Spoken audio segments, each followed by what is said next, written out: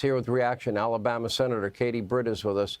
Senator, let me ask you this. The question was simple. Would you force your daughter to undress in a bathroom with boys who are also undressing? And if your daughter was reported she felt uncomfortable in a boy's presence in a bathroom or locker room, would that be considered by your administration to be discrimination or bigotry? Yes or no? Why is that a hard question to answer? That's a simple question for me. The answer is, hell no, I would not want my daughter in the same locker room, bathroom, or undressing with other young people. No, I wouldn't want that.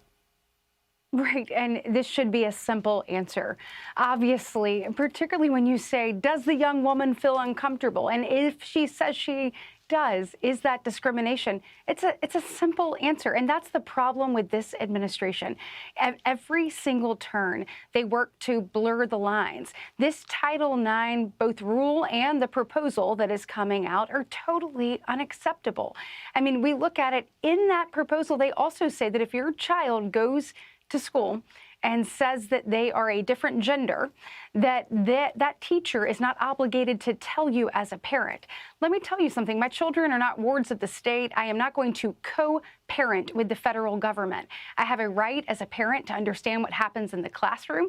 We know what their grades are. We know what happens on the playground. And we certainly should know if they are trying to assimilate to a different gender. And that's not between them and the teacher. That's between my child and me. And so this government, this administration, Biden has it all wrong once again. And as a parent, I am sick and tired of the continual attacks from the left. We're seeing them in sports.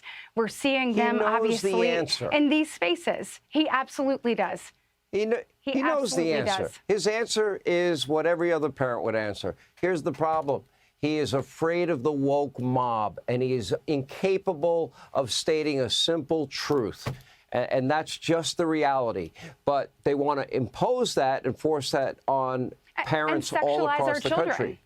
Absolutely. And it's totally unacceptable. And look at what you're talking about with the Boy Scouts and the Girl Scouts. Look, I am raising both a young man and a young woman. And I believe it is not only okay, it is necessary in many arenas to create spaces where they can grow and thrive and learn as both young women or young men. And when I'm raising a young man, I look at the fact that somehow the word boy has become toxic to the left and needs to be removed before Scouts. What do you think?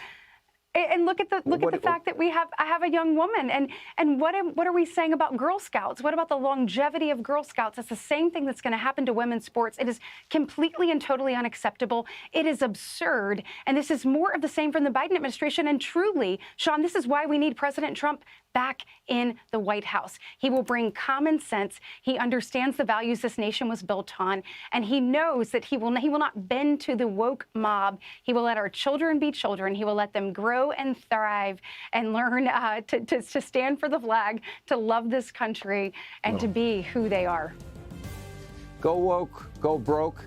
The Boy Scouts, we can pretty much declare, are dead as of tonight. An extinct group. It's over.